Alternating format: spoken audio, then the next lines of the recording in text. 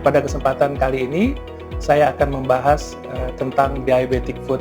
Diabetes mellitus atau sering yang kita ketahui dengan penyakit kencing manis atau penyakit gula adalah suatu penyakit gangguan metabolik di mana terjadi kelainan keseimbangan gula di dalam tubuh. Pada penyakit ini terjadi kerusakan pada sistem pembuluh darah, baik pembuluh darah besar yang kita sebut makroangiopati ataupun pada pembuluh darah kecil yang kita sebut dengan mikroangiopati. Nah, oleh karena penderita atau tubuh manusia itu diperdarai oleh semua tubuhnya dari sistem pembuluh darah, maka si penderita diabetes ini akan beresiko mengalami komplikasi pada seluruh bagian tubuhnya. Nah, pada kali ini kita akan fokus pada komplikasi yang juga sangat sering terjadi pada penderita diabetes adalah masalah luka pada kaki diabetik atau yang kita sebut dengan diabetic foot ulcer. Ada 3 faktor utama yang berkontribusi terhadap luka kaki diabetik. Yang pertama adalah masalah gangguan persyarafan, yang kedua masalah infeksi, kemudian yang ketiga masalah gangguan perdarahan. Kita bahas yang pertama masalah persyarafan.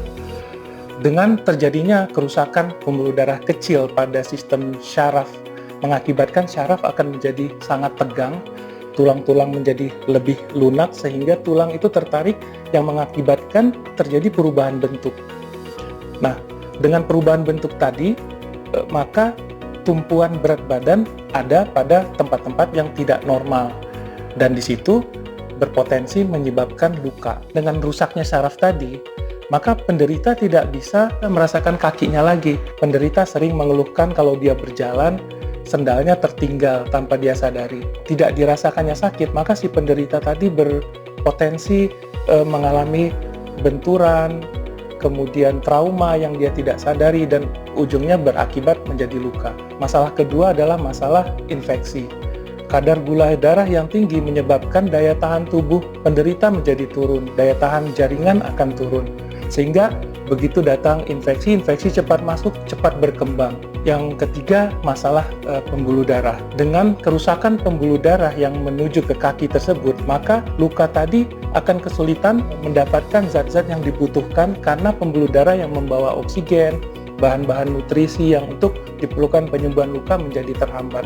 Sehingga dengan 3 masalah utama tadi, luka kaki diabetik ini menjadi sukar sembuh. Berita buruknya, saat ini luka kaki diabetik menjadi penyebab tertinggi amputasi, lebih tinggi dibandingkan amputasi akibat kecelakaan ataupun penyakit akibat tumor atau keganasan. Luka kaki diabetik dapat dihindari. Pertama, Anda harus mengontrol gula darah Anda. Periksakan gula darah secara teratur, kontrol diet Anda, kemudian olahraga ringan teratur. Jaga kebersihan kulit kaki, menggunakan pelembab apabila kulit kering, gunakan sepatu yang nyaman, yang lembut, yang tidak terlalu sempit, sehingga mencegah terjadinya luka. Kemudian apabila Anda diabetik, jangan pernah percaya dengan terapi-terapi yang banyak diiklan di TV seperti sepatu akupunktur.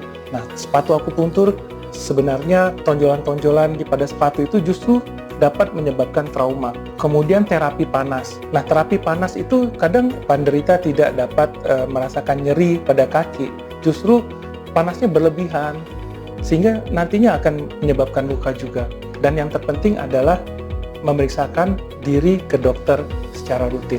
Penanganan luka kaki diabetik cukup challenging dan kompleks. Kita harus bisa menangani 3 masalah utama tadi. Yang pertama, kita harus menilai dan memperbaiki kerusakan pembuluh darah, memperbaikinya sehingga aliran darah ke kaki cukup yang mensupport luka tersebut bisa sembuh. Yang kedua, kita harus kontrol infeksi dengan melakukan operasi pembersihan dan perawatan luka yang baik.